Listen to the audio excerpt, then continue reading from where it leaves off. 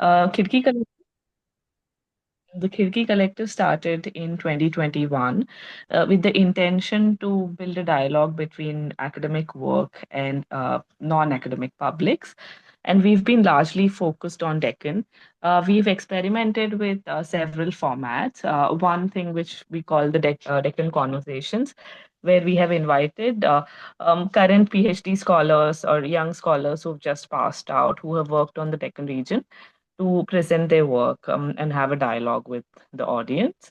Then we've also had three sets of series which were public writing on various topics, and which was hosted by The Wire and the News Minute. We're currently running two series, one which is called as Past Matters, where we look at public history initiatives in India and beyond. And the language series today, which we are today here for. We are very thankful to our speakers today for joining us and agreeing to talk to us. Um, Today's I'll just introduce the speakers today. We have Dr. A. Suneetha, who's an independent researcher and whose research interests include gender, minority, sexuality, and migration. We have Dr. M. A. Moid, who's a fellow at Anveshi Research Center. His area of interest is recent history of Hyderabad with a focus on Muslim politics, post 1948 development, and Muslim responses. This talk is is of very special interest to me as well. This is about common lineages of Urdu and Telugu, as opposed to our, regular understanding where Urdu is pitted against Telugu and vice versa. Today, our speakers are going to talk about trajectories of Urdu and Telugu in 20th century Deccan. We invite our speakers to take over. Yes, uh, over to you. Can you switch on your camera?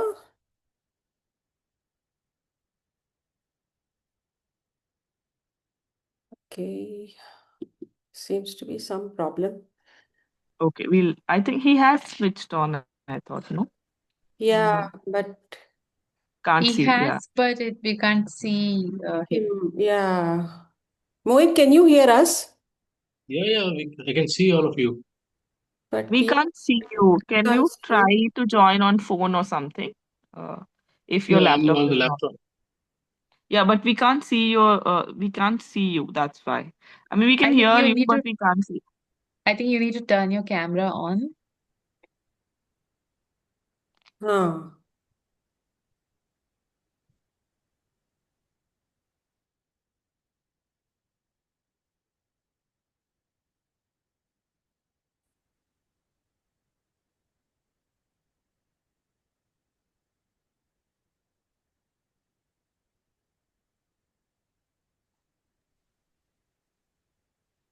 We can maybe leave the meeting and join once more. Okay, I'll try that.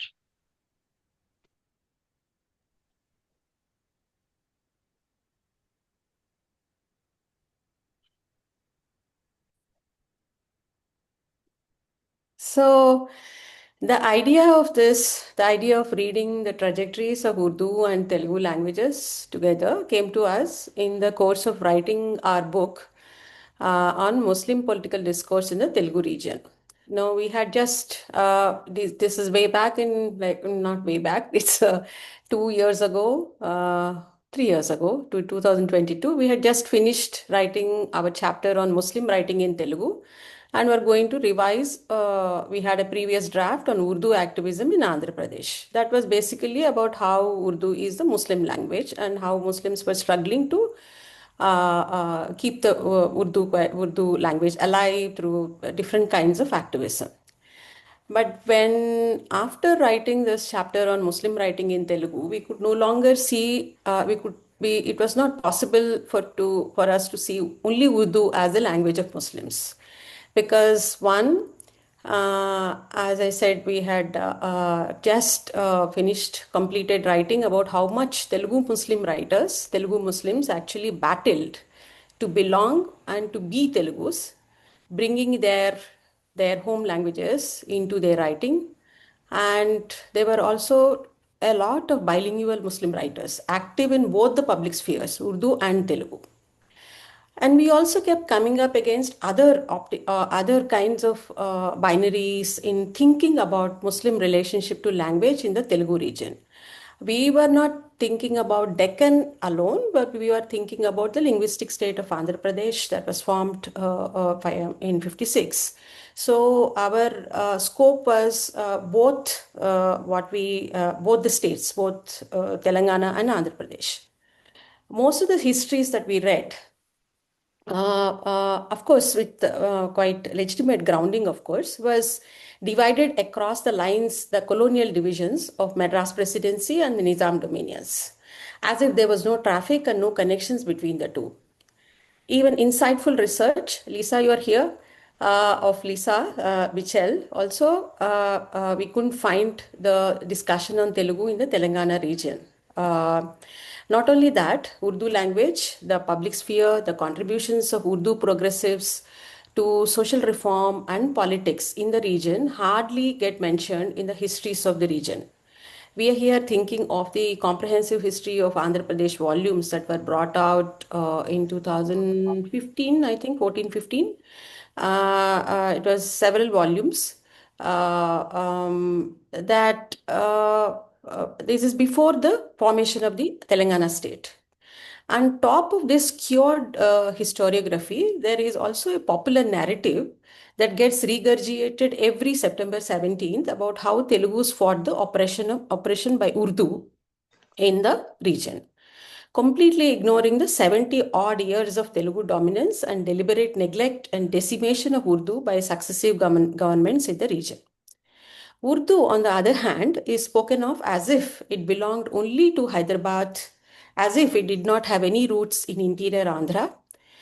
And despite Nazia Akhtar's wonderful book and Afsar Muhammad's volumes reminding everyone about the vibrancy of Urdu public sphere and the traffic between Urdu and Telugu, much of the discourse in Urdu about Urdu we found that continues to be nostalgic. It is so in this broad context that we decided to do this thinking and writing experiment in a chapter in our book.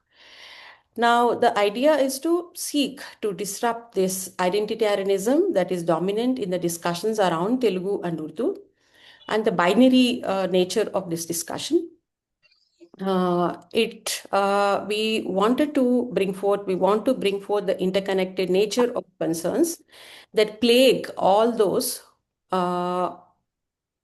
whose home languages are marginalized in these identitarian battles around standard languages. That is we thought that this discussion around languages should lead to, whether it is of Deccani, which is more established, slightly well known, or Banjara, which does not have a script, or Telugu Urdu, or Nalgonda Telugu, or Kadapa Telugu, which are considered not good enough for examinations or textbooks or classrooms.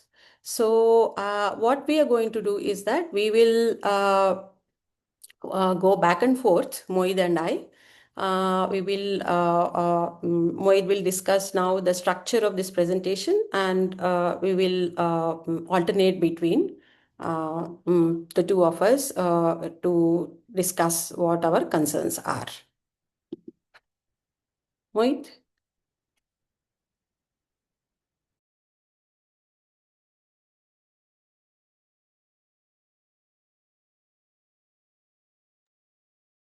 Can you hear?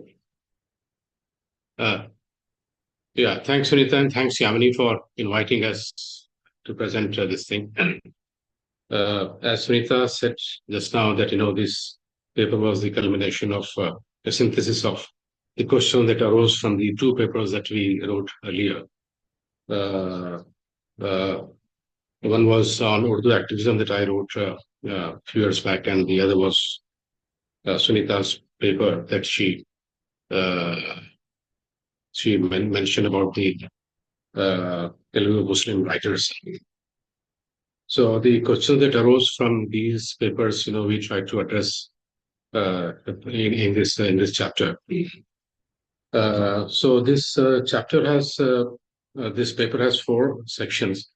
Uh, uh, Let me read out those four sections in order to avoid mixing up things. First, it examines the development of the language, public spheres, and linguistic consciousness from the mid 19th century to the mid 20th century. At this point in history, both these non classical languages, called vernacular languages, began to be modernized from the late 18th century when colonial official and missionaries attempted to standardize them for administrative use and educational initiatives. In their civilizing mission, English language was the ideal towards which these languages were to be modernized and reformed. The second section, we try to look at the politicization of linguistic identities from the 30s onwards, especially the Telugu linguistic nationality principle that worked out from the 40s onwards. We argue that the politicization of these linguistic identities is intricately tied up with the vernacular elites seeking state power on one hand and the demands for a share in employment and administrative access on the other. Third part, we look at the working out of the linguistic state of Andhra Pradesh and the battles around language in the background of the spread of mass education. We point out that even as Telugu's adoption as the administrative and school language took time, it led to two critical developments: demand for democratization in terms of resources, education, and jobs for all the Telugus. Two, the deliberate destruction and decline of Urdu in the context of the three language formula. We point to the growth of Urdu as religious language as it was pushed out of the secular domain of education, administration, and employment. In the fourth section, we look at the unraveling of the Telugu unitary state in the new millennium and the growing demand for English medium education as a measure of access to employment in the global markets. In the post-90s period, more in the 2000s, we argue that both Telugu and Urdu began to face almost impossible challenges under the ascendance of English as the desired language of mass education. Then we conclude by looking at the possibilities opened up due to the decline of the standard Telugu, the continuing decline of secular Urdu under the dominance of English, as well as the opening up of a multilingual universe hitherto sidelined by the nationalist and identitarian discourses of Telugu and Urdu. Yeah, over to Suneetha.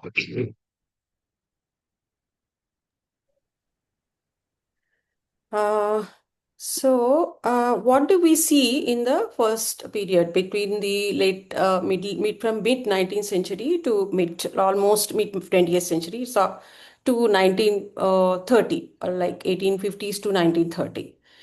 We have some broad patterns. We have, as many of you would know, under colonial rule,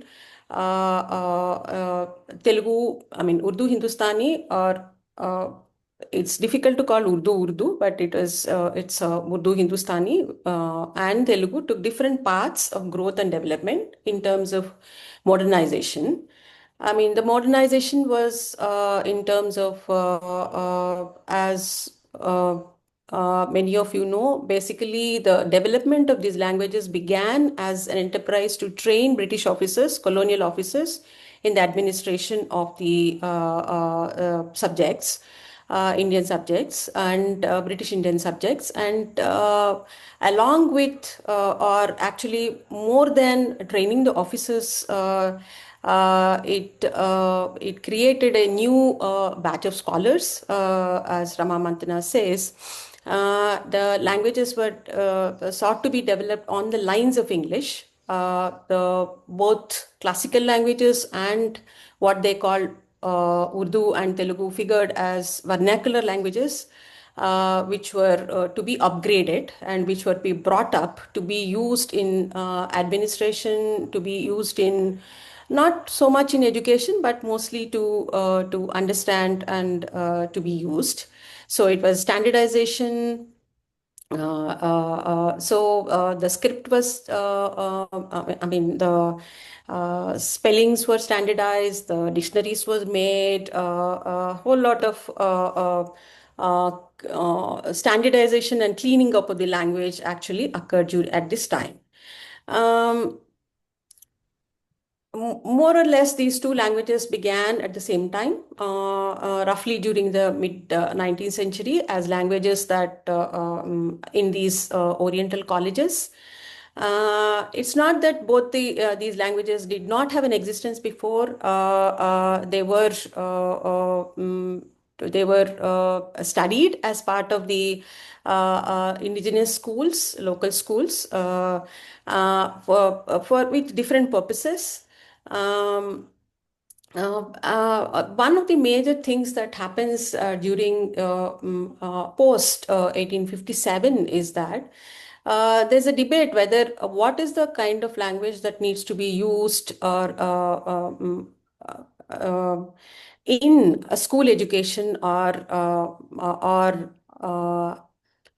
it's also intricately connected with the debate on whether Indians should have a whether Indians should be educated and how far they should be educated. These were the debates that that occurred between 1830s and 1850s. And at some point after Macaulay's Minute, the famous Macaulay's Minute, it was decided that it should be a batch of Indian should be trained to fill the administrative clerical posts and all that. So the critical link that gets made is that between education or schooling and exams and entry into bureaucracy. That becomes an important factor in both the development of language, politicization of language, and the stakes that each of these languages has develops in the subsequent period. We also know that there was a debate about Telugu, what kind of Telugu that needs to be used. And in Madras Presidency, definitely there was a strong argument that was made for classical Telugu, even led by Chinnai Suri. Whereas C.P. Brown and others much later, Gidugu, Ramurthy Pantulu, and various others actually battled for colloquial Telugu. Both, one needs to remember, are Brahmin. It's not that it's a classical Telugu was something that was used till then, but the colloquial Telugu itself also is used by the Godavari Brahmins. But there was a debate between that, and at this point, at this point, that's broadly there was an agreement amongst the missionaries, Anglicists, and Orientalists that there should be colloquial Telugu, though they could not fully push for it.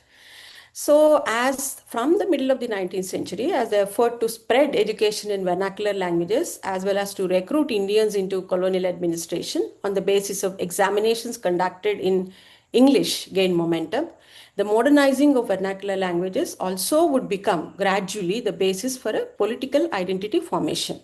Literary it's as part of this enterprise, as a part of this endeavor, that Telugu acquires a literary tradition. There is Telugu gets a geographical identity. There's a history of the region that gets built.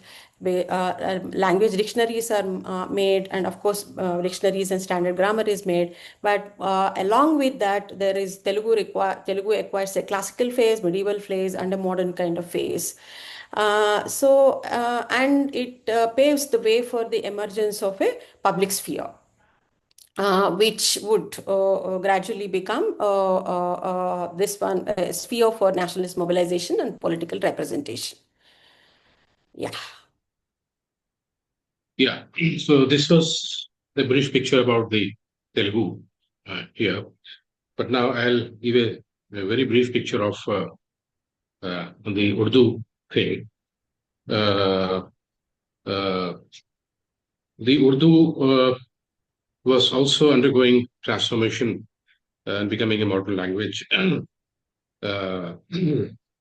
as it was already a lingua franca in the 17th century in large parts of India, and which was seen by the British as a as a useful thing and tried to encourage it. Just before that, Persian was displaced from all the courts, which was the official language in which all the courts used to conduct their affairs. So from the Persian, now Urdu was taking over in the marketplaces as well as in the court proceedings. So Britishers, saw this thing and then they tried to encourage it. So Urdu came to be the dominant vernacular that colonial officials, both of the East India Company and British Empire, tried to include it as part of language trainings through Fort William College and St. George College and etc. etc. The development of Urdu as a modern language accompanied its adoption as the language of administration. 2 decades before the Indian Mutiny, as I said, Persian was displaced from Punjab and northwest provinces and all the other North Indian princely states, and followed by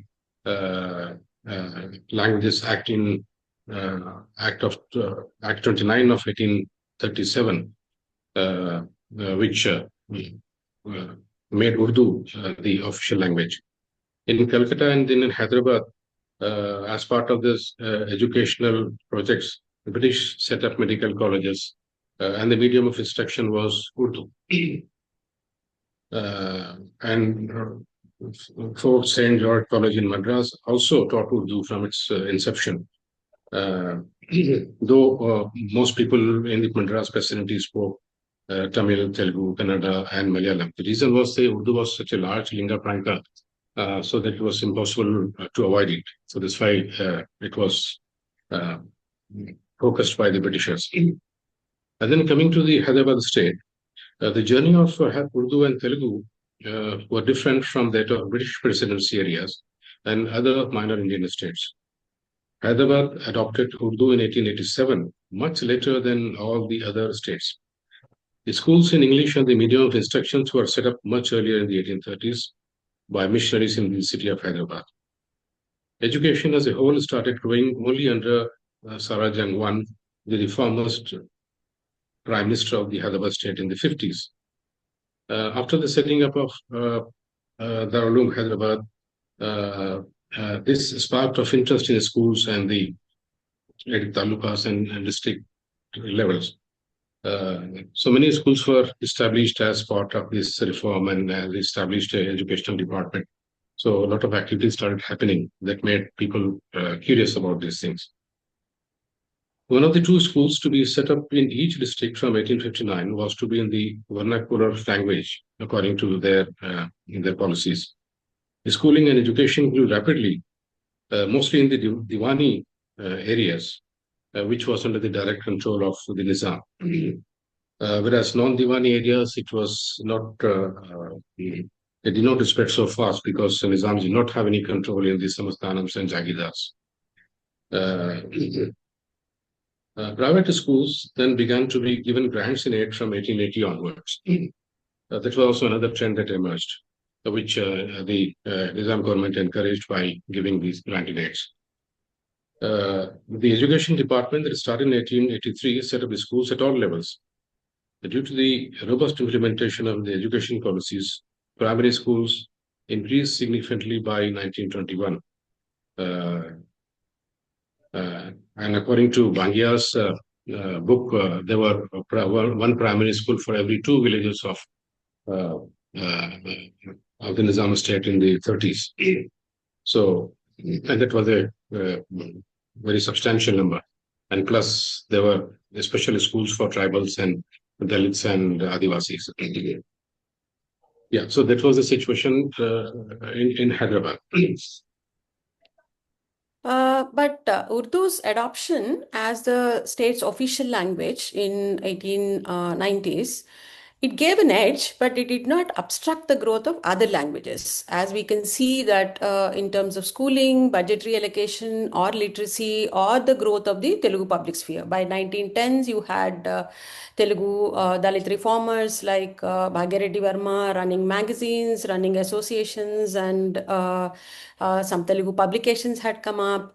The desire for education also had increased.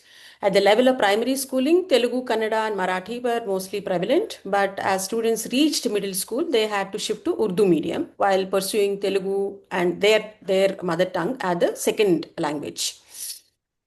Now, as the education levels increased, what we see is that, and as middle class got formed in some sort of a small middle class formed in Telangana region, there is a sense that they began to feel that there is a lack between Hyderabad state and presidency areas in college education.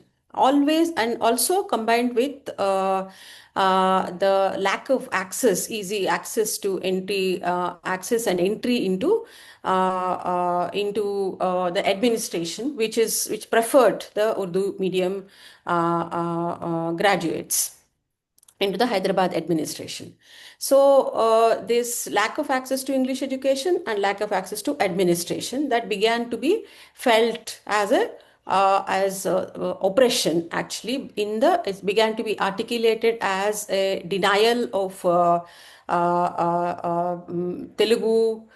Telugu's denial for Telugus, and as a suppression of Telugu language, because it's also Hyderabad state being a autocratic state in the and indirectly ruled state. The articulation for the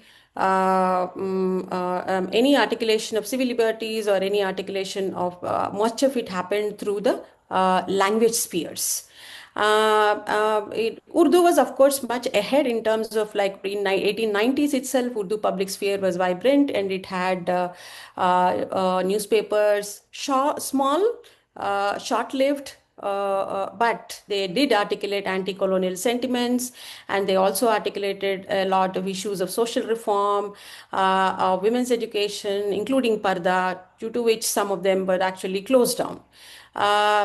Along with what happens is that, along with the anger among the rising middle classes, be the Telugus. I mean, we have only studied Telugu. We should be actually looking at Marathi and Kannada also, but it's becomes too much.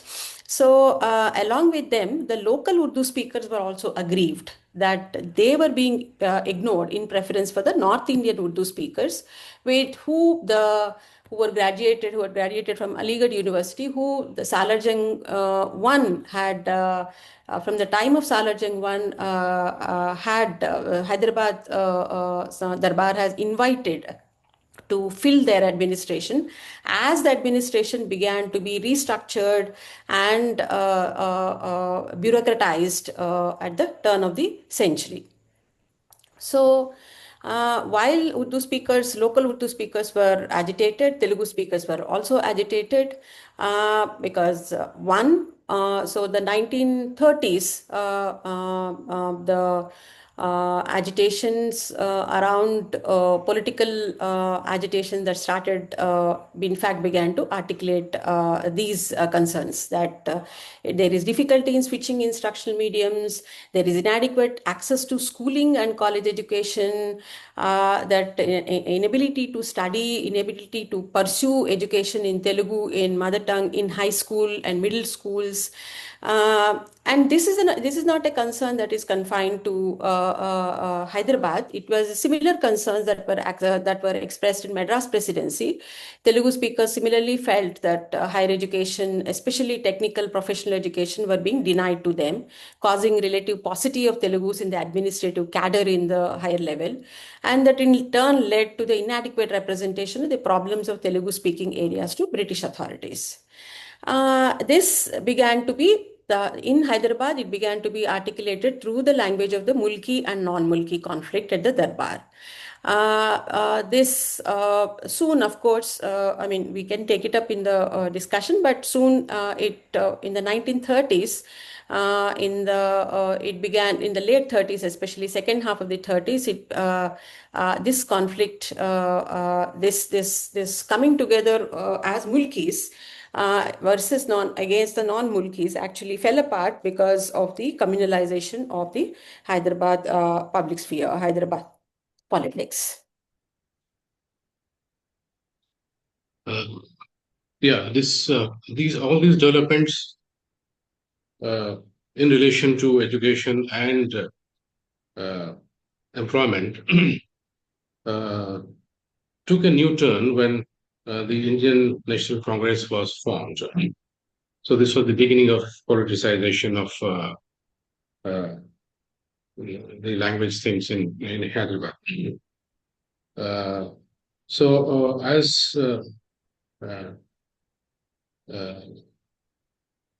the Urdu and Telugu language publics took a different turns, and these platforms become platforms for articulating concerns about political representation, self-governance, sharing political power, and nationalism under the influence of the Congress and the earlier phase of the freedom movement. So during these years, Telugu became a marker of political identity for its speakers.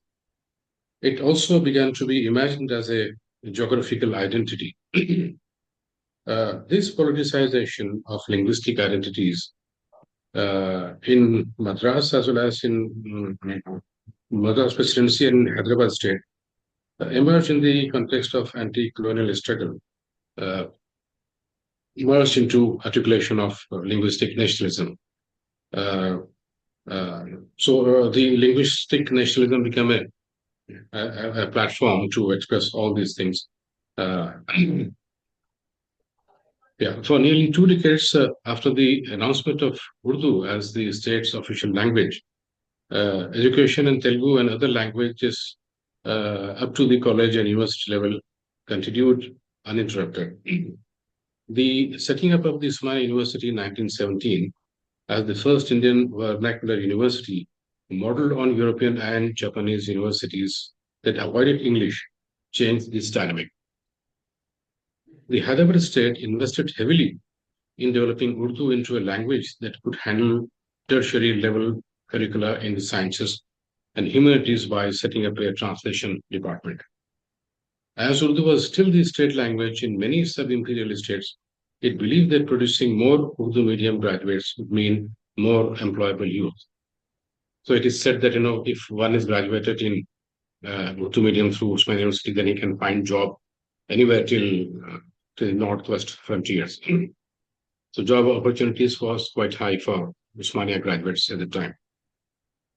To this end, just as the British sought to regularize indigenous vernacular medium schools in the first half of the century, the Hyderabad government too started regularizing the private schools. This was precisely the moment when the Telugu public sphere was coming into its own and was articulating ideas of civil liberties and representative government in the state. So this was part of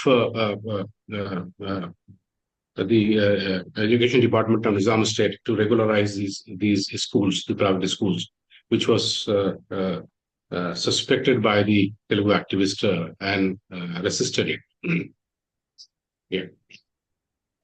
So, the politicization of the language public sphere in Hyderabad kind of started in 1920s, but actually picked up moment after the 1935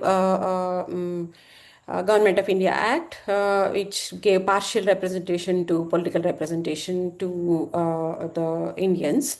And how did it had actually started in 1920s with Andhra Janasangam, and then it morphed into Andhra Mahasabha in the 1930s to articulate issues of political representation, democracy, and responsible government, etc. And so Andhra Mahasabha was there in the Andhra presidency area as well as this area, and both Andhra Mahasabhas had traffic and conversations and discussions, and these both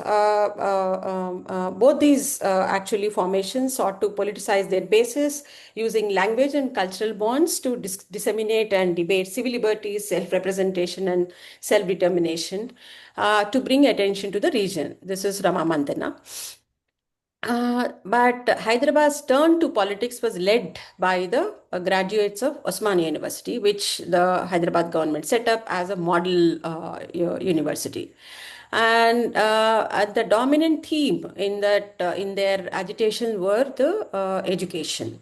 The absence of opportunities to pursue higher education in Telugu, Marathi, Kannada, the prohibition of students from Kangi or private schools from examinations, taking examinations, higher school and college examinations, and the urgent necessity of diversifying these schools were some of the major concerns in the Vande Mataram movement. And these also figured in the, of course, in the later discussions after the political Iyengar committee reforms, in the what are known as Singh Jung talks, in the political discussions around the need for responsible government. But more than this, going ahead from this, 1940s saw actually the struggle against landlordism, which is zamindari and zagirdari, again that spread across the both the region's presidency and the Hyderabad state under the leadership of the Communist Party of India. Along with a whole lot of social reform initiative, they challenged militantly the landlordism, caste and class oppression. And it is in the course of this that that discussions actually the political discussions around language, around political responsible government took a major turn. And it is in this decade, actually, in the middle of the decade, that the changes were so the discussions around majority minority dynamics so swiftly changed that Muslims and Urdu began to be considered the minorities. And while the larger context, the language was becoming ground for political mobilization. This preference for Urdu graduates or Urdu medium graduates into the administration obviously became hugely contentious. And the initiative of setting up a vernacular and indigenous and whatever Indian national kind of university, which is Usmania University, now began to be read as born out of imperial concerns for domination, unconnected with the needs of the middle class public, and in these discussions. But as the decade progressed, Lisa Mitchell writes that employment, educational opportunities, and resource distribution took a backseat to the central use of language as the fundamental principle around which political mobilization took place.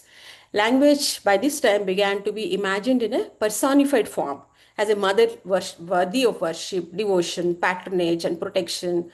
New forms of emotional relationship with language. Now language began to be called mother tongue. So it displaced a previous understanding of language use as determined by context, geographical location, purpose, rather than by the identity of the speaker. On the other, while the Telugu agitation was picking up momentum in the presidency areas, and Telugus in the Hyderabad state were challenging the marginalization from the administrative spaces and employment and educational opportunities. We also have a tract that the Sundaraya writes about Telugu nationality principle, which is on the lines of the nationality principles that were getting articulated world over. Which is Vishalandhralo Prajarajyam, which is a sort of secular political manifesto for linguistic unification of Telugus. that things that describes Urdu as Muslims as minorities and their culture, and seeks actually protection for Urdu. And then we have the police action, the merger or annexation of Hyderabad state into the Indian Union. And then we have then the quickly we have States Reorganization Committee, which makes specific recommendations for the Urdu speakers in the Hyderabad state while considering the case for Vishalandhra. But Urdu was already caught in the larger India-wide debate and India Pakistan by debate at the national level, was begins to be deliberately neglected after the partition of British India, including Hyderabad. So when the Hyderabad state gets formed, when actually soon after the Hyderabad state is annexed, the Osmania University shifts to English as the media of instruction, and its large Urdu translation department was burnt down in a suspicious fire accident. Now, what happens after the this formation of the linguistic state? I mean, it took 6 years. 53 was the Hyderabad state, and 56 the Andhra Pradesh gets formed. Again, there is a checkered history. There are petitions that were made. Again, there was problems being raised by representatives from Telangana. Various other things happened. Despite that, the Andhra Pradesh gets formed. Now, what happens after that in terms of language? Now, this is, you have the first linguistic state, which is based on the linguistic nationality principle, and which then begins to have, like, how does it translate it into linguistic democracy in the subsequent regions, subsequent decades? Almost till 1960s, middle of the 60s, language policy didn't get formed. And as such, English continued to be used, or things switched to English quickly. And English was the default language, whether in higher education, courts, or legislative assembly debates. What certainly happened in these 6 years also was the quick and immediate replacement and demotion of Urdu-speaking Muslim employees. It also was the abolition of Zagirdari, other developments like the abolition of Zagirdari, demobilization of irregular forces, removal of those employed by Zagirdars were some of the factors, but the shift from Urdu to Telugu also caused mass elimination of employees. Now, in this, while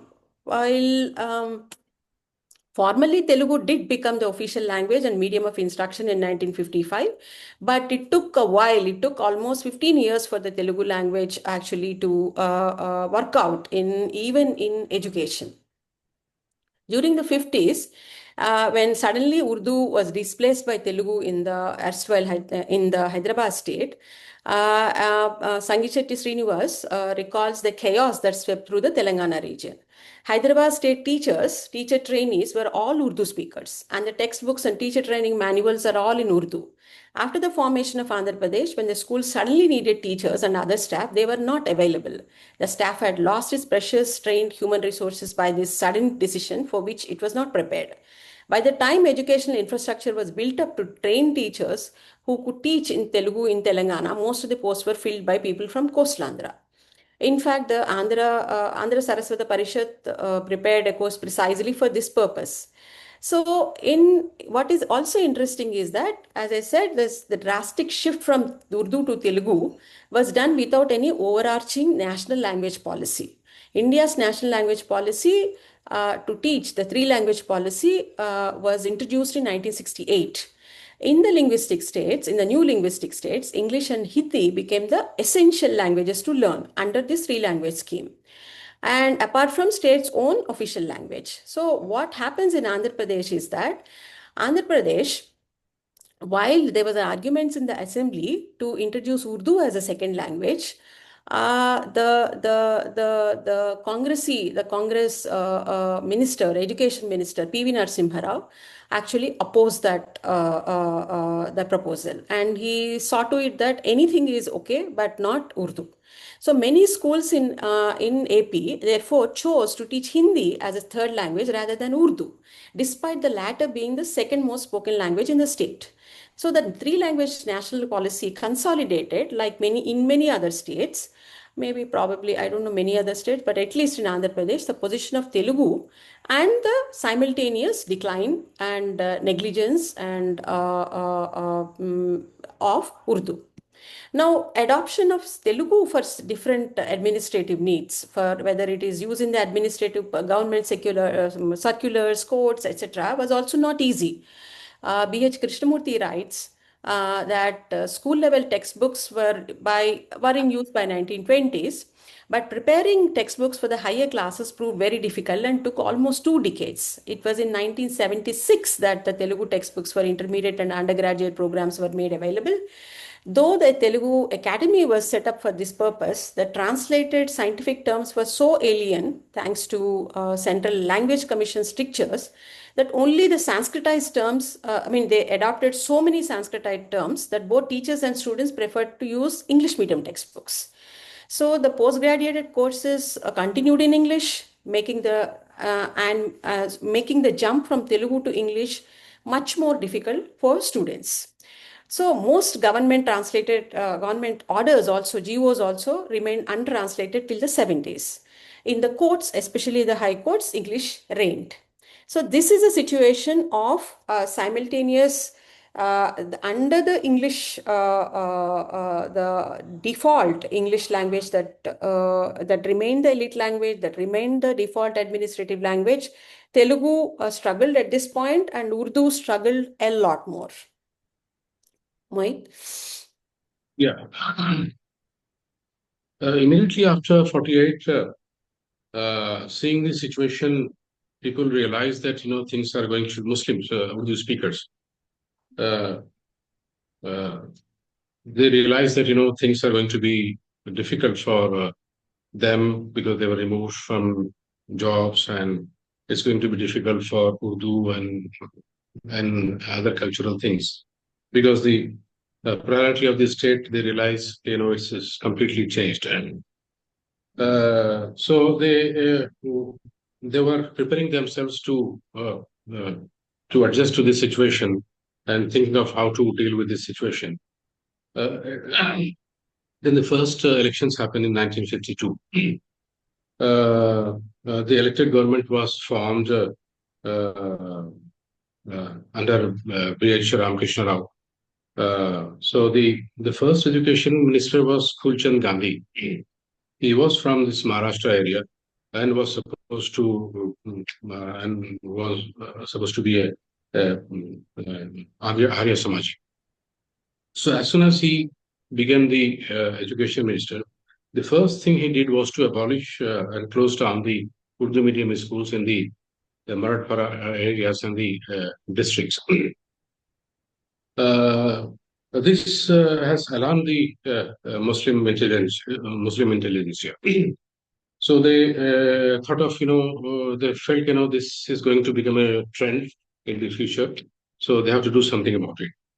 So looking at the Urdu speakers' responses from this time onwards, then you discover certain things. Like, for example, it was Habibur Rahman who considered the father of Urdu activism, who played a crucial role at this stage. He was the secretary of the Industries Department, and he resigned after police action because he was accused of certain things. And then he took up his he was part of the Anjuman Urdu also. So he took up this challenge and started organizing the people. And his reasoning provided the a broad framework and priorities for later day activism in Hyderabad, Urdu activism in Hyderabad. For him, the key problems faced by the language were that it was being considered the language of a particular community. Just before 48, things were not like that. So after 48, Urdu became a language of Muslims. And then the government was actively trying to destroy it, and an anti-Urdu mentality has emerged in the people. Rather than giving into the defeatist mentality, he wanted Urdu speakers to fight for the right to educate the children in their mother tongue. Also, he stressed that Urdu should be considered as belonging to any specific geographical area and should be considered as a regional language. He urged people to stay connected to their roots and not see Urdu only in relation to livelihood. So he proposed a broad framework, which was followed by many people for many decades. So as a result, you see emergence of many organizations to represent Urdu's problems to the state, such as Anjuman Taraqi Urdu,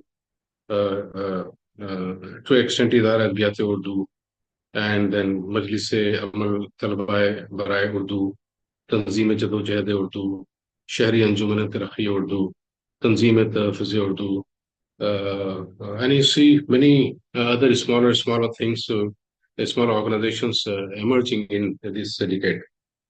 And then we see the emergence of literary organizations like Zinda Dilane Hyderabad, Fine Arts Academy, Adabi Trust, Shankarji Trust, Sarva Danda Memorial Society, and many others. So these literary organizations try to revive the literary traditions like musharas and reading sessions and all that, and they promoted journals also, and they played a very important role in the promotion of Urdu language. And then we see emergence of a host of newspapers. The big newspapers, we all know that Siyasat was established in 48 or 49, and then Munsif joined in the 90s, and Etama joined, and then we have Rehnumai Deccan, and later Rashtriya Sahara also joined. These were the 5 big newspapers. Apart from that, there are huge number of smaller newspapers, which are daily newspapers as well as weekly, as well as journals also. So we see a whole trend of newspapers in this period. And then we see public movements to encourage people to read and write in Urdu. So all these organizations, in their own ways, collaborated to create this public movement to people to feel confident about Urdu, and they gave a positive picture of Urdu, and they encouraged them to read Urdu, buy newspapers, and buy the books, and be a part of this literary circles, and establish libraries and all that, which was very successful in the 70s and 80s. And then few organizations came forward to teach Urdu in informal ways. The Idari Adbiyat Urdu and Siyasat newspaper were a very prominent one, and they are still continuing this tradition since 70 years. So they just teach Urdu, they conduct classes, and they fund all these classes, and then conduct examinations and give certificates.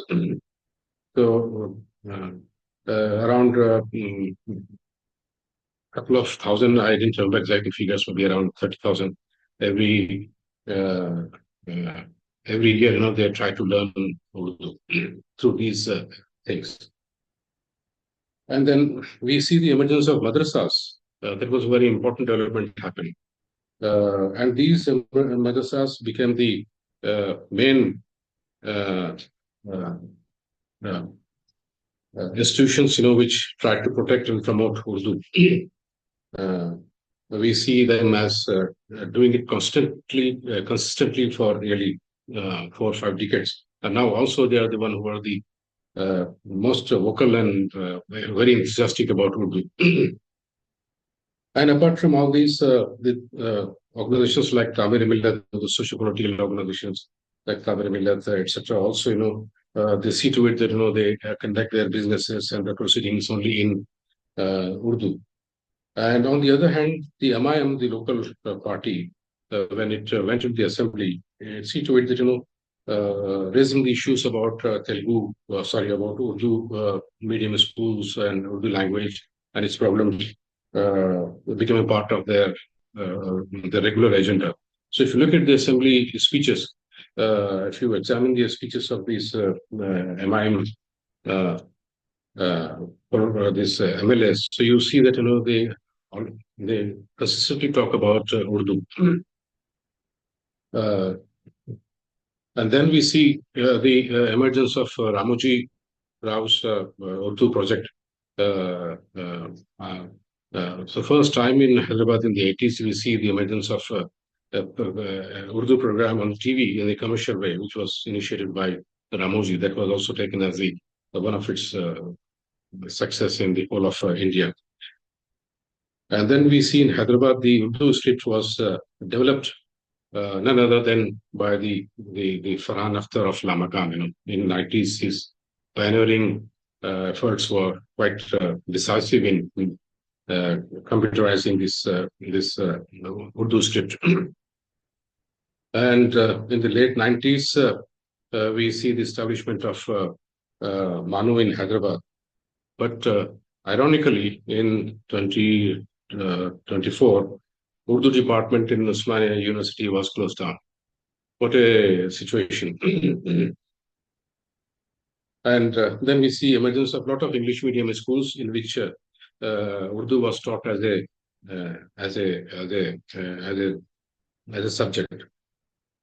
So these are the developments that we documented when we looked at the achievements of Urdu activism in Hyderabad.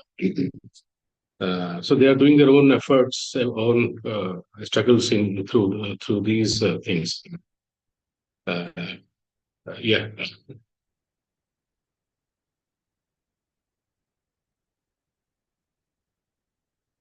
Come here.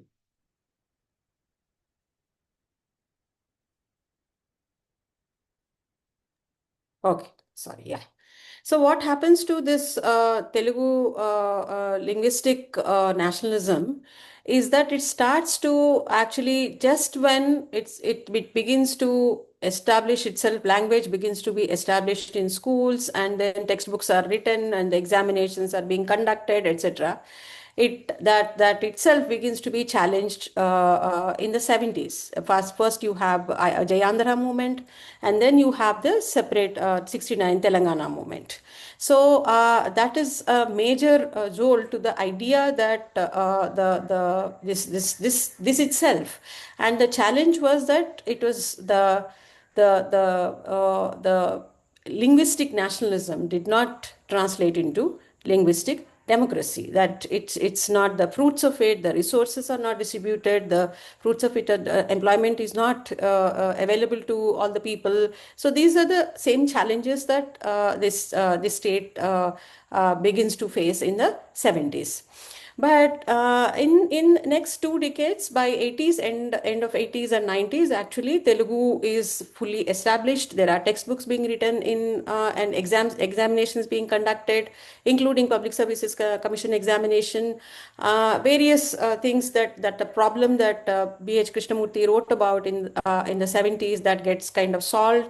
There is a vast expansion of schooling system in Telugu, while the decline of Urdu medium schools continued simultaneously. In the 90s, both these languages, both Urdu and Telugu, one enjoying state patronage and the other neglect, begin to face fresh challenges in the post-globalization period. Now, the liberalization and post of the Indian economy, and it was Andhra Pradesh was at the forefront of these policies. 1990s, it heavily encouraged privatization, heavily encouraged privatization of education. That was one of the planks on which actually education and health privatization were one of the planks. It started a little earlier, but it picked up momentum in the light of the 1990 the crisis, IMF crisis, and so what happens in this context is that two things happen. One is the challenge challenge from within that was coming up. Whether it is the anti-caste mobilizations that were occurring, or the most which began to or the desire that aspiration to be included in the global economy that these policies were encouraging. Both of them start to challenge. Both of them actually begin to speak, ask for English as the medium of education. That entire battles around mother tongue that continued throughout the life, actually they begin to shift, and crucially shift. And this moment has implications both for Telugu and Urdu. um, English is and English began to English medium schools, private schools began to spread hugely in the Mofsil areas. By 2001 itself, actually 30% children actually began to enroll in such schools. This spread of education, the spread of private schools actually also spread education as such also.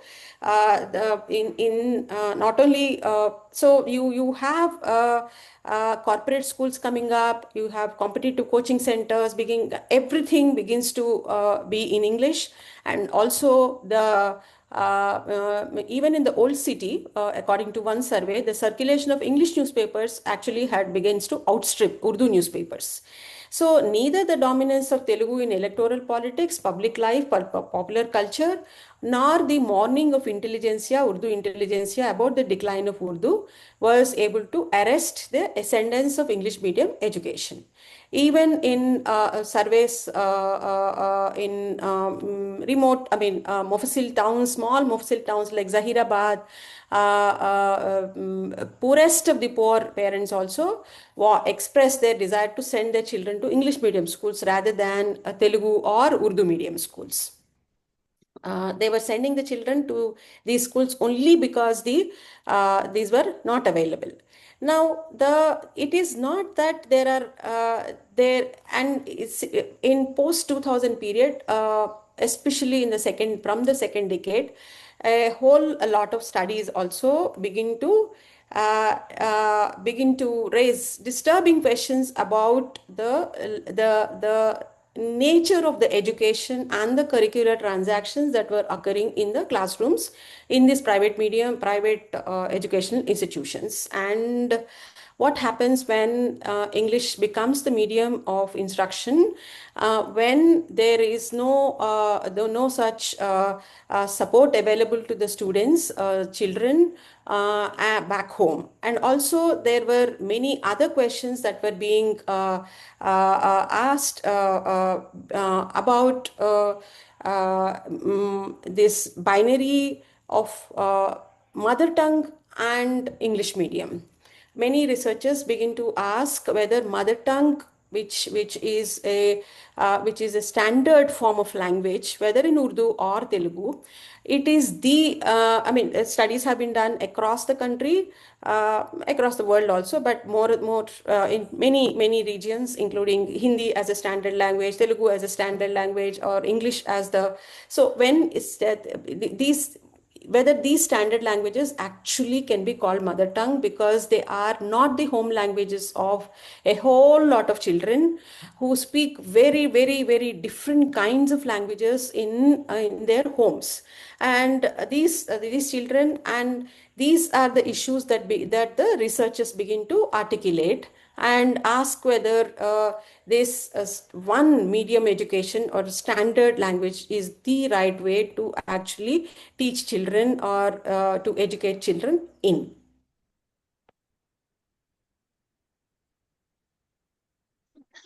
Yeah. So now, taking into account all these developments, now the question arises: what has happened to the linguistic principle on which this whole area was reorganized? Uh, uh, the social and political dynamics of designating the language from coastal districts as the standard language slowly imploded. Riding on the wave of the standard Telugu were the dominant regional groups that consolidated themselves as flag bearers and leaders of the Telugu nation, labeling almost all non-standard dialects, regional variations, and their speakers as inferior or unworthy. The growing realization that the Telugu language did not empower all the Telugu speakers equally in the Telugu nation led to a critique of the politics of the standard language. Even as the Telangana statehood movement challenged the linguistic basis for statehood, its primary arguments were articulated in the idiom of linguistic domination, wherein the linguistic cultural hegemony of the standard Telugu speakers of coastal Andhra was posited as the reason for the backwardness of the Telangana region. Meanwhile, patronage for Telugu medium education began to decline by the end of the second millennium. With the Telugu linguistic nationality principle of the early 20th century, where politics and language were strongly intertwined, getting disarticulated by the end of the century. The conversation about Urdu and other minoritized languages now opened up. So where does this where do we end this conversation? Why should we pay attention to this trajectories, and why what does it where should the debate actually take us to is something that we also wrestled with for a actually long time while writing the chapter also. So what became interesting to us is like, does it mean, one of the questions that everybody asks is that does it mean that Urdu and Telugu will die? What does it mean that we should not talk about it? That is mean that there are people who are one batch says it will die, one other batch says it should die. So what are the questions, what are the meaningful questions that we can issues that we can raise in the midst of these do or die conversations around identitarian politics of either Telugu or Urdu? Now, some of the issues that we thought would be useful to is that in the 90s, actually, mostly, 90s itself, there is a whole lot of Telugu literary writing broke out of the hegemony of the standard language. In fact, it occurred, it still hasn't occurred in the official language institutions, but it has occurred in the Telugu literary spheres. It has enabled many kinds of Telugu to emerge. This multitude of Telugu is actually brought into question the elitism, casteism, regional and gendered power of standard language, and emerged in the context of the Dalit feminist, subsequently regional autonomy movements.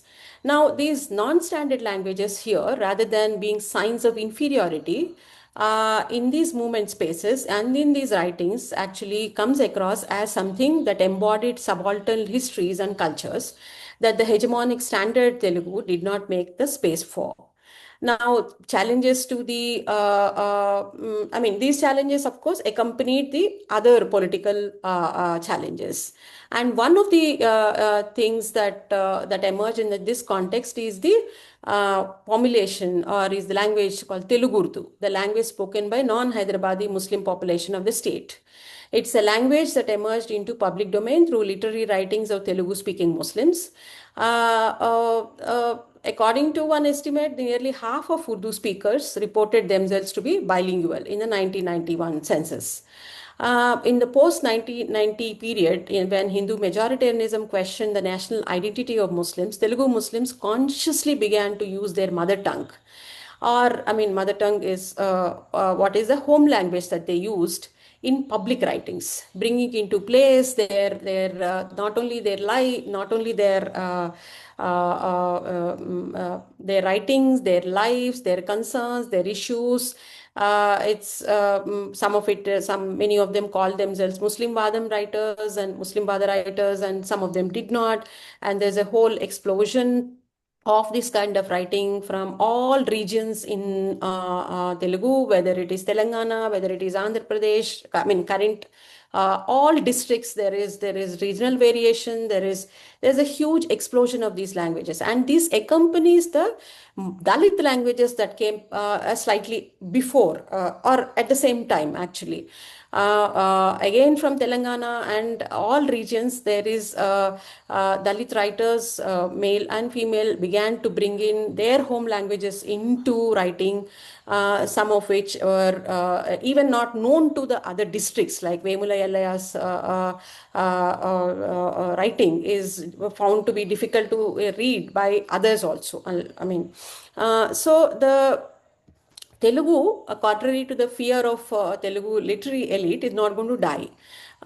It will flourish in these subaltern forms. It of course will also flourish in social media and a whole lot of other forums. Television is full of these subaltern Telugus.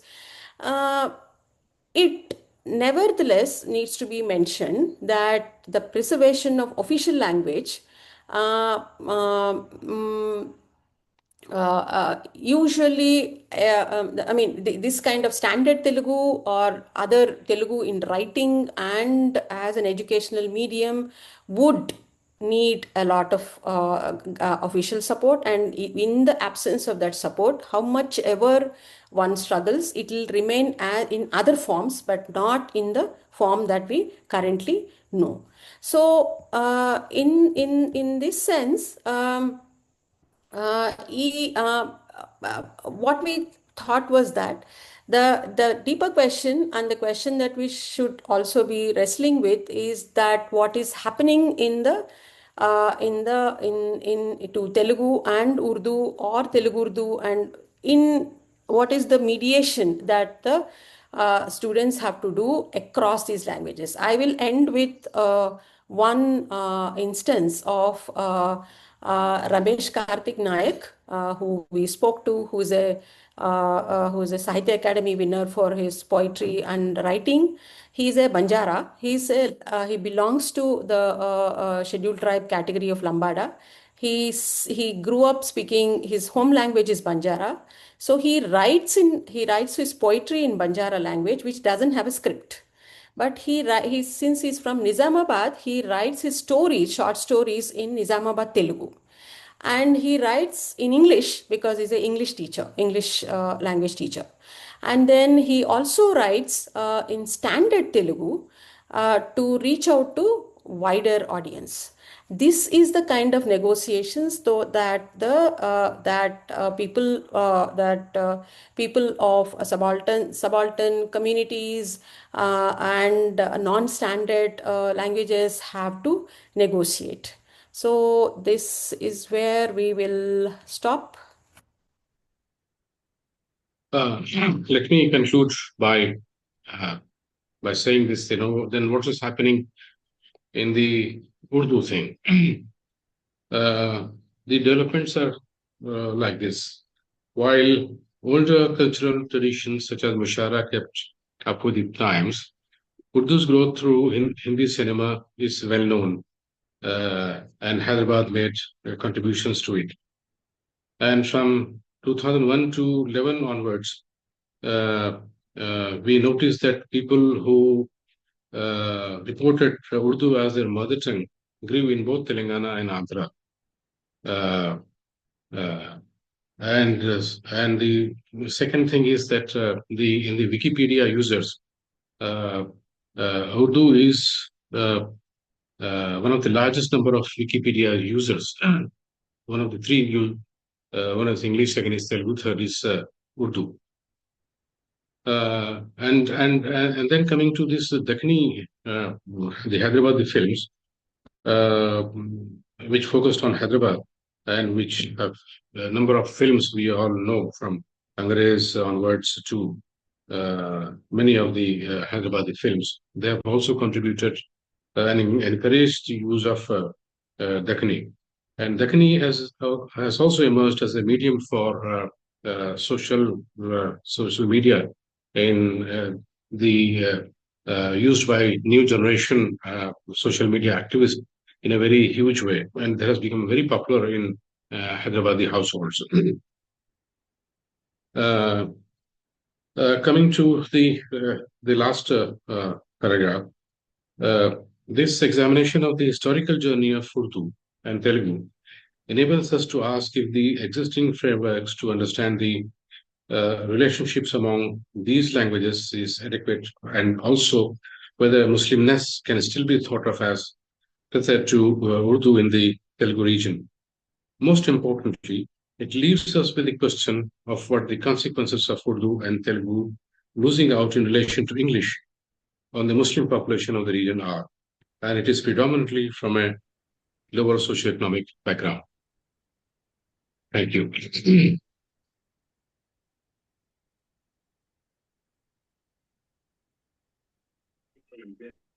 Thank you very much for that enlightening talk. I mean, it was very interesting. In fact, some of us have been thinking about similar questions, so a lot to discuss. I would request Himabindu to, moderate the discussion and, give her, interlocution. Thank you, Yamini. Thank you, Suneetha and Moid. It was wonderful. Like Yamini pointed out, some of us have been thinking about these questions in different ways and trying to, and your talk particularly brings in this whole trajectory of Urdu and Telugu and the timeline that you draw from late 19th century onwards up until post-liberalization and the contemporary, and going up till 2024, where you say that the Urdu department in Osmania University is shut down. So it poses questions around language standardization. Who holds the power to uh, keep these things, keep these languages going, and the hierarchies of languages that continue to exist? So, and I personally also found this talk interesting because my work also speaks to these questions around language standardization and public life, linguistic consciousness, the rise of vernacular elite, and the middle class taking on this Telugu linguistic projects, etc. in my thesis. So we take questions from the audience attending, and we'll take one by one. If you guys have, if some of you have questions, you can start with that. You can leave the questions also in chat box. I think we have Professor Lisa Mitchell. Yes, you can unmute yourself. Thanks. Thank you both for just a fabulous talk. I learned so much from both of you. Suneetha, you mentioned the mulki non-mulki distinction in Hyderabad state, in the Nizam state. Whenever I read about mulki non-mulki, I never hear anything about the role of language. And I'm curious, was there an issue of language in the mulki non-mulki tensions, or was that just all it was? It just assumed that Urdu was the language of state, and therefore language didn't play a role at all? This is some of the recent work by this what is this collective? It came up and it disappeared again. Telangana, with retired Osmania faculty actually started. So they traced the Mulki agitation to the 1910. They start tracing it to 1910, and they talk about the emergence of the Telugu elite or Telugu middle classes that come up, and these Telugu middle classes begin to want to be part of the Mulkis. This is something that Karen Leonard also mentions. That the Mulki, the definition of the Mulki was not only Urdu speaking, but also it needed to include the Telugu middle classes that were emerging. But we need to, since we relied mostly on secondary literature, these are the only sources that we have. But probably if one does archival work, maybe one can find any petitions that are there that were, submitted, etc. Maybe one should look into that. Yeah.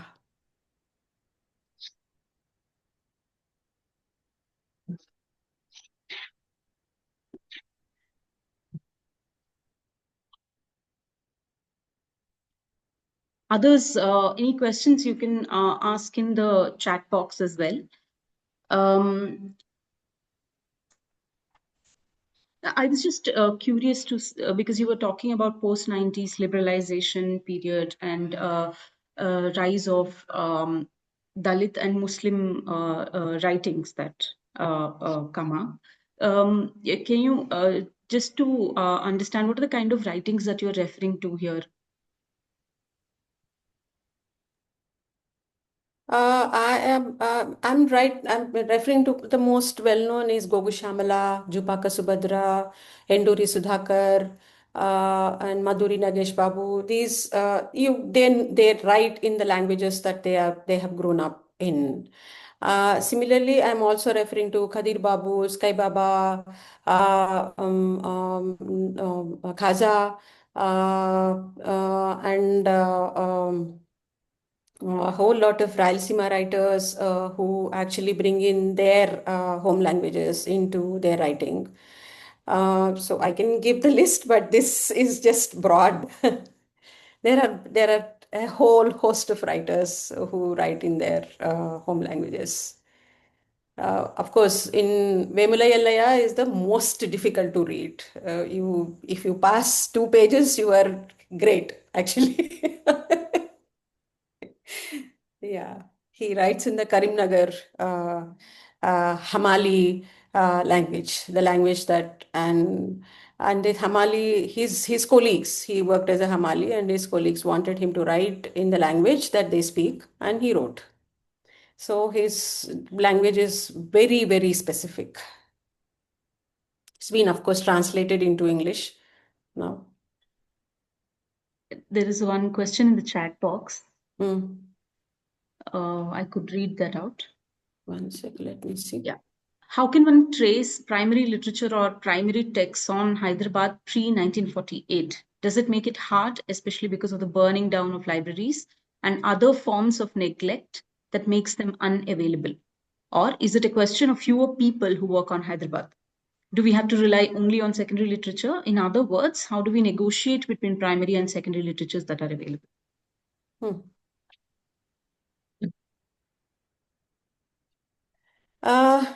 Sorry, Moid, you can please answer this. I to the extent that there are thanks to the Telangana statehood movement, a whole lot of stuff was digitized and in Telugu so we could access different kinds of pamphlets, and in terms of the Andhra Mahasabha proceedings are actually compiled and published in volumes. A whole lot of writings that Nizam officials wrote actually got republished, reprinted during this agitation. So you do have access to much of it, and thanks to again internet, and some of the books that are published in Pakistan also are available to us. And if not, we of course Urdu is something that Moid will talk. What happens to primary sources in Urdu? Like, how do we access them? And of course, if I can't find anything, then I can ask Lisa, which I sometimes do, because much of the writings are preserved in, their libraries, so they can also look up and send. Yeah. Yeah, same thing about Urdu also, because this burning down of this Usmania University's translation department. Though all the stuff which were there, all the original manuscripts were there, were completely destroyed, and then all the published volumes that were there were also removed slowly for a period of 2-3 decades from all the library, saying that these have become outdated. uh, and the other Urdu works that we thought of should exist in Hyderabad. Many of it were taken away. The people who migrated to Pakistan, they took away all those manuscripts and all those things. So many people went there and published, but not much. And in fact, we were looking for some material on that 48, 47, 48, that turbulent period. If anything written in Urdu, we couldn't find anything in Hyderabad. It was a very, very difficult thing. Though some things, keeps coming up, like the work of Muhammad Haider, the October coup, is one of a kind of that thing which was the manuscript was written in that period in the 60s, but it was published much later. But pre 48 thing is very much bad. Even the state archives is not very helpful. We don't find any of the though the state interaction records we find, but literary and other works, we don't find there. So it's a big challenge. Yeah, maybe the Western universities may have, we have to look for those things there. Yamini, did you raise your hand? Yeah, I just had a something of a thinking aloud for the question which Professor Lisa Mitchell asked about the language question in Mulki and non-Mulki. I've been working on Zor, Syed Khadri Mohyuddin Zor, and I find that there is a language question within Urdu as well as for the Mulki non-Mulki, and I mean this is also I mean kind of. I mean, I'm still working on it, but even as far as Telugu is concerned, I think there is a question of, I mean, language within the Mulki question itself, because for Urdu, it is while to the generally, if you look at Urdu as a broad language, all the promotions of Urdu, all the organizations which were promoting Urdu look uniform. But for instance, Idara was very specifically differentiating itself as a multi organization. It's almost like an unsaid thing versus the Abdul Haq's, organization as such. So I think that within each of these languages and also beyond, let's say Marathi and others as well, there is a Mulki question underlying within that. I mean, there are differences which the Mulki non-Mulki question brings to the language itself. Yeah, I think adding to what Yamini was mentioning, the Mulki non-Mulki question goes beyond beyond its expression in textbooks or in terms of that the linguistic sphere in that sense, which also enters into commercial establishments and how public life organizes itself in the in Telangana and Telugu-speaking states of Telangana. Region of Telangana, and the traces of which can be found in the way they try to articulate themselves, how establishments speak of themselves, all of that as well. So it was the Mulki non-Mulki question was very much a part of the public life itself.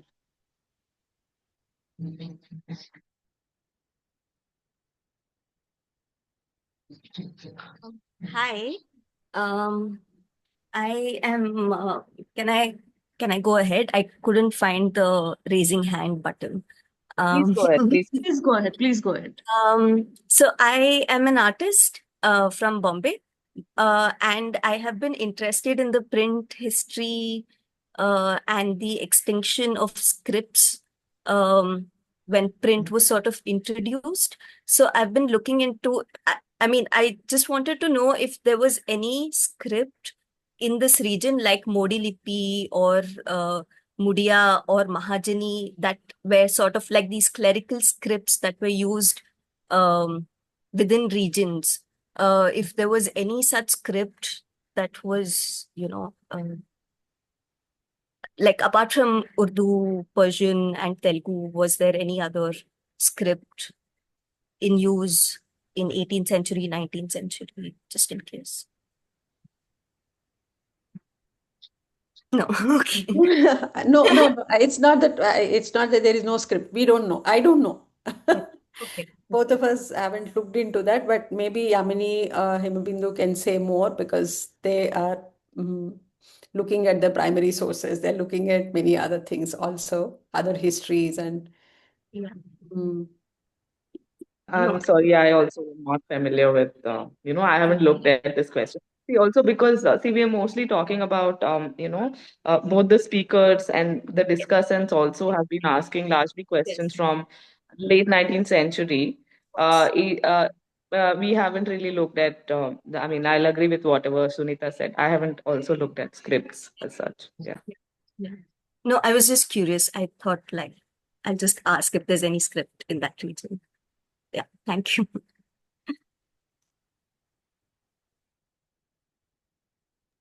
Also, are there any existing Urdu Dakkani newspapers right now that are like what I mean is the handwritten ones? No, the handwritten ones have completely disappeared 1 or 2 decades back. Okay. So you will not find any handwritten this calligraphic newspapers at all, because even the press that used to print those calligraphed newspapers, that were also closed down. Now those press also, the litho press and stone press, they all disappeared.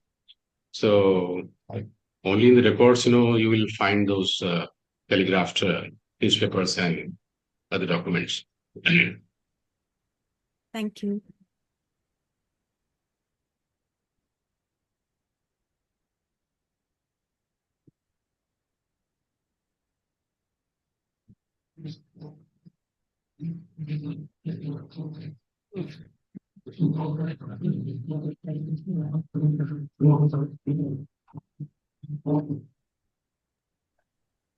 Do we have other questions?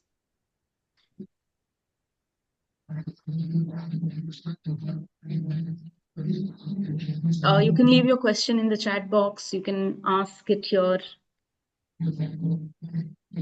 You can unmute yourself.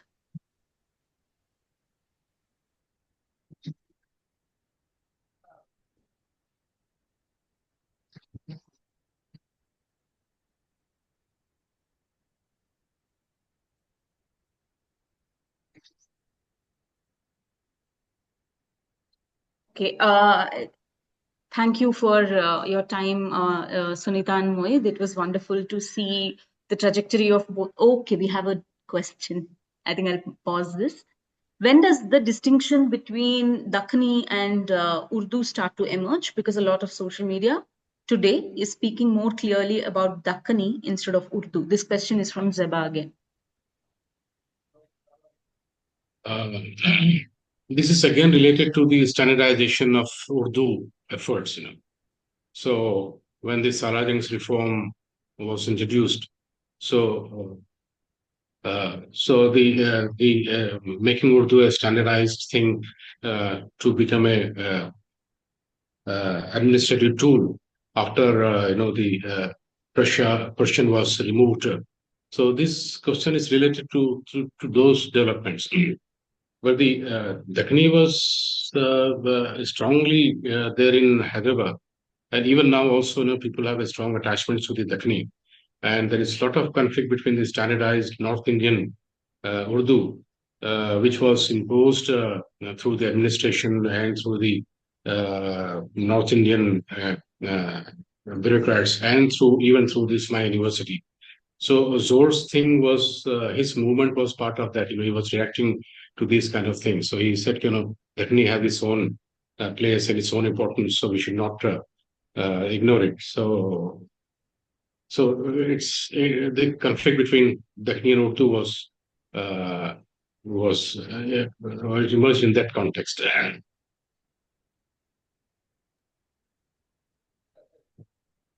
Did any form of Dakkani sort of move to Pakistan? Like, is there any region where you hear people speaking Dakkani? Is there anything related to that? I don't know. I mean, the people who migrated from Hyderabad, must be speaking in their homes, but it's not possible that they may continue to in the 3rd and 3rd generation also. The 1st generation must have been speaking it in their homes, but like it happens when you go to the West, the 1st generation, keeps attached to their languages. But when the 3rd generation comes, then their attachments to their old language, the parents and grandfathers' language changes. So I'm guessing that same thing must have happened with people who have migrated from Hyderabad to Pakistan. So, yeah.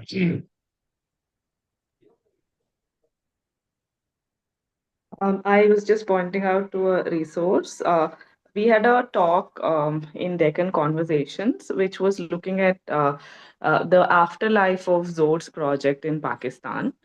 Um, I mean, Dr. Moid is absolutely right that it is, in the first generation. But if you're interested, you could check out Deccan Conversations. In that, we have a talk on afterlife of Zord's project, which was about Deccan, which was about Urdu, etc., particular linguistic identities, and its afterlife in Pakistan.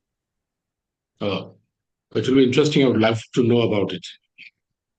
I'll share it with you. It is one scholar who is from Pakistan, who was looking at modernization efforts of Urdu, and he says how this whatever Idara was trying to do, it has an afterlife. It is a failure, but it has an afterlife, certain afterlife in Pakistan. Yeah, I'll share that with you.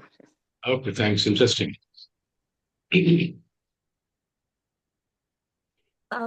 So you'd mentioned something around what was it? Hindustani and Urdu, for example, and how Hindi. So my question is,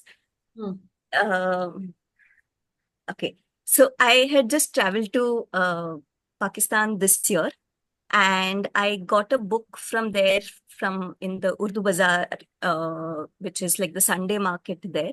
And I found this one book which had just one line of Devanagari on it, and everything else was, of course, in Urdu, and I couldn't read Urdu. So that, and it was printed in Lahore. That meant that it was a pre-partition book. And now in these couple of months, I've just started learning Urdu. And now when I'm reading the book, I realize it's this mix of Hindi, Urdu, a lot of Sanskrit words. So because I've not read Urdu apart from this one book that I'm reading right now, I just wanted to know how different has it become now when it's Urdu, or is it still does it still have that Hindustani flavor, or like Hindi that it's become so Sanskritized, and when it's like this academic text, it's super difficult to like understand. Yeah, it looks at, this looks the text which is quite old, where uh, uh, different languages were part of the Urdu. And by the way, Urdu was the last name that this language got. Otherwise, it had earlier few other names. So like Rikhta and Awadhi and Gujari and those things. So it's possible that it must be belonging to these earlier periods in which different language words were quite dominant in those things. Like if you take up any script from Maharashtra, then you will find many of the Maharashtrian words into that Urdu scripts of that time. So Right. it must be that. Right. But the standardization thing, as other languages evolved, Urdu has also evolved under the influence of British and other language movements and Hindi Urdu conflicts. So Urdu has also got standardized, and many things have been. Some were automatically and naturally, were gone out of Urdu, and some were deliberately introduced into the Urdu, just like it happened to other languages. So yeah, so it must be an old text, I feel. I mean, this book is from 1920, so it's not very like old. I mean, the book is 1938, but they say it's like a 10-year-old third edition book within the book itself. So it must be like 10 years older than that. And the surprising thing is, because it's in Lahore, there's hardly any Punjabi language in it, which I find quite, I don't know.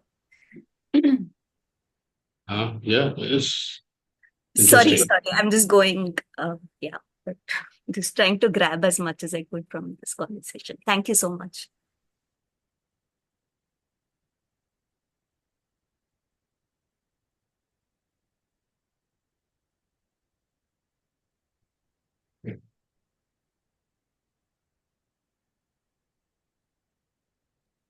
Any other questions? Anyone?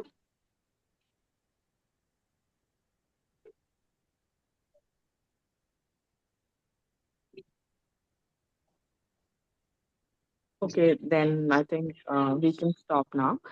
Thanks a lot, Dr. Moid and Dr. Suneetha, for giving us your time and for this very interesting trajectory which you have drawn for us. And we've had a lot to think about. And thanks a lot. Thanks a lot for all of you joining and engaging with the talk. We'll keep you posted about the next talks. Thank you very much. Thanks a lot. But we apologize that it has become a bit longer talk. No, it's absolutely fine. It was very engaging. Thanks a lot.